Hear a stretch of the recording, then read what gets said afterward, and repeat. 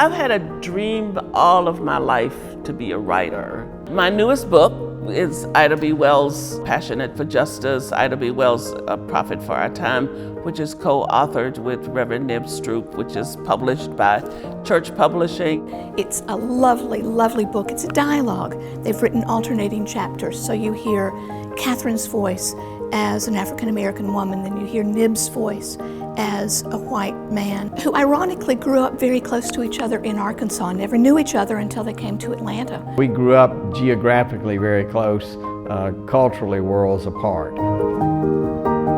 I think that writing is such an important way to share, because when you've written something, it's gone and you don't know where it's going to go, and it can go way further than you can go. I really loved engaging Ida Wells and the history and her struggles. Her life is a testimony about how to come to terms with race and not let it define you and tell you that you're this or that, but to tell you that you're really a child of God.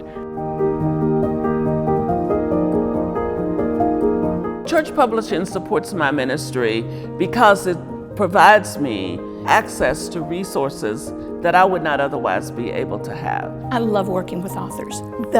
The ability to hear their voice, to leave their words in their voice. Working with Church Publishing, and particularly with Nancy Bryan, who's been my editor both times, is just an amazingly wonderful experience, because Nancy is a fantastic editor, the best editor I've ever had, as a matter of fact. And so having a publishing house and an editor and a commitment to helping people get their word out and get it out as best you can, but making sure it's your word and not theirs, is so important to me. Church Publishing has really taken hold of this and promoted it and done lots of work. They were great to work with in the writing and editing process.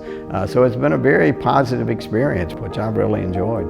I believe that our basic job as human beings is to help one another. And when I see organizations doing that, it's heartwarming.